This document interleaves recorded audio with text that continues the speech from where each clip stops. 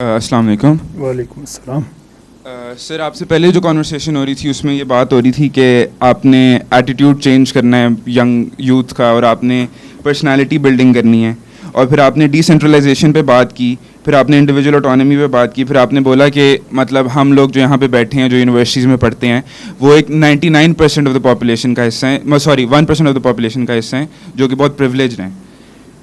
تو میرا یہ سوال ہے کہ isn't the problem more at the core than rather than at the institutions, کیونکہ جو آپ کی ایٹیٹیوڈ چینج ہے اور جو پرسنالٹی ڈفرینس ہے وہ کہیں نہ کہیں گھر پہ یا کہیں نہ کہیں کسی اسکول پہ کہیں نہ کہیں ارلیئر اسٹیج آف لائف پہ اسٹارٹ نہیں ہوتا.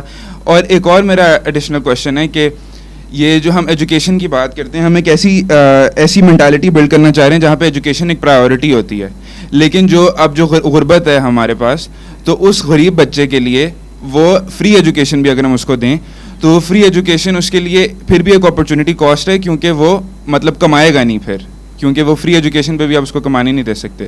تو میرا سوال یہ ہے کہ how are we aiming to build that mentality among that part of the population as well, and what is being done around that.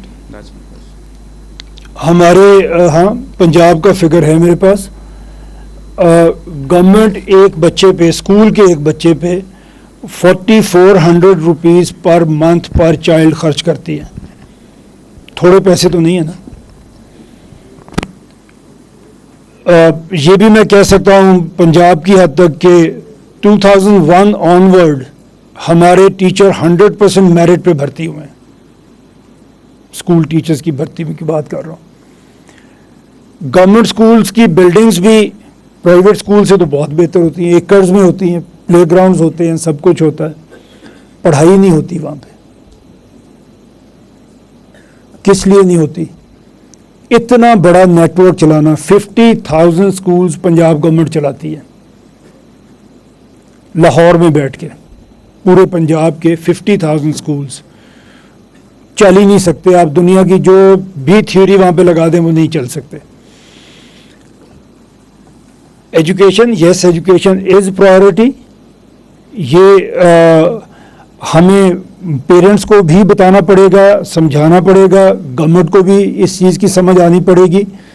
اگر آج آپ کا بچہ ایک دیہڑی پہ جاتا ہے اور وہ 100 روپیہ کما کے لے آتا ہے تو وہ ساری عمر کے لیے ایک دیہڑی دار بچہ بن کے رہ گیا.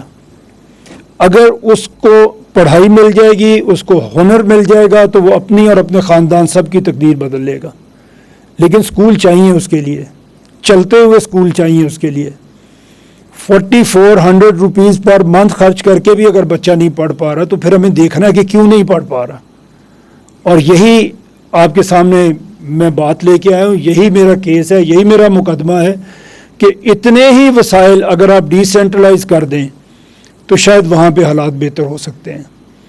آج کا سی ایم جس نے 13 کروڑ کے مسائل حل کرنے اور وہ نہیں کر پا رہا. میں کوئی پولیٹیکل بات نہیں ہے, بٹ 78 ایئرز میں اچھے لوگ بھی آئے ہوں گے حکومتوں میں, برے بھی آئے ہوں گے, لیکن کسی کے دور میں بھی حالات اچھے نہیں ہوئے عوام کے لیے. اس کی وجہ شاید کوئی پرسنالٹی نہیں ہے, اس کی وجہ سسٹم ہے. ہمیں سسٹم پہ بات کرنی پڑے گی.